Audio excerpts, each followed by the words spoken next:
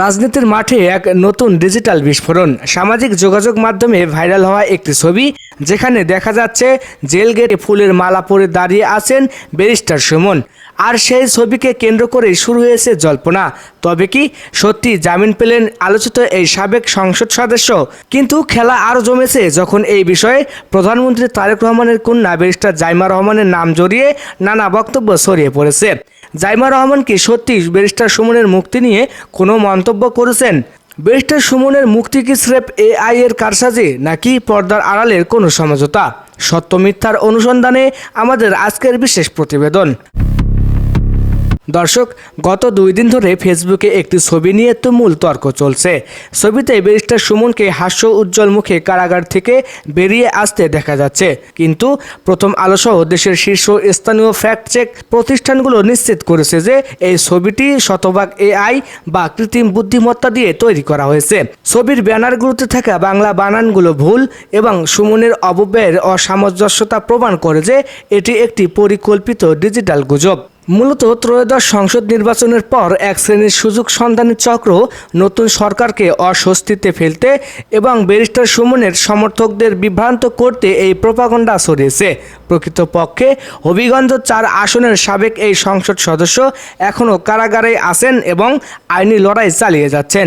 Barrister সুমনের এই ভুয়া জামিন নিয়ে যখন নেট দুনিয়া উত্তাল, ঠিক তখনই আলোচনায় এসেছে জাইমা রহমানের সাম্প্রতিক কিছু বক্তব্য।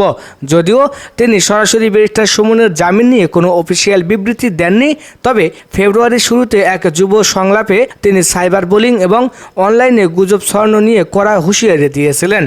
জাইমা রহমান স্পষ্ট করে বলেছিলেন, আইন থাকাই যথেষ্ট নয়, সাইবার অপরাধ রুখতে আইনের সঠিক প্রয়োগ প্রয়োজন।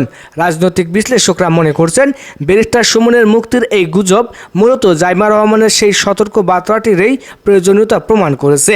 জাইমা রহমান বা প্রধানমন্ত্রী তারেক রহমানের পরিবারের পক্ষ থেকে কোনো অপরাধীর বিচারের বিষয়ে হস্তক্ষেপের খবর এখন পর্যন্ত ভিত্তিহীন। বাস্তবতা হলো ব্যারিস্টার সুমন বর্তমানে বৈষম্য বিরোধী ছাত্র আন্দোলনে হত্যাকাণ্ডের একাধিক গুরুতর মামলায় অভিযুক্ত। গত কয়েক মাসে একাধিকবার তার জামিন আবেদন আদালত নাকচ করে দিয়েছেন। এমনকি কারাগারে থেকেও তিনি সুপ্রিম কোর্টের আইনজীবী সমিতির নির্বাচনে অংশ নেওয়ার ঘোষণা দিয়েছেন, যা প্রমাণ করে যে তিনি এখনও আইনি প্রক্রিয়ার ভেতরেই আছেন। তারেক রহমান সরকারের অধীনে বিচার বিভাগ এখন স্বাধীনভাবে কাজ করছে। ব্যারিস্টার সুমনের মামলার বিচার প্রক্রিয়া চলমান এবং কোনো ধরনের রাজনৈতিক সমঝোতা বা গোপন মুক্তির কোনো আলামত পাওয়া যায়নি।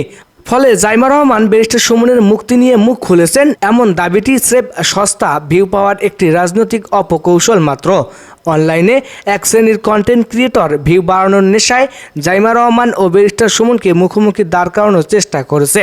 কিন্তু মনে রাখবেন, ডিজিটাল এই যুগে যে কোনো তথ্য যাচাই না করে শেয়ার করা আপনার আইনি বিপদের কারণ হতে পারে।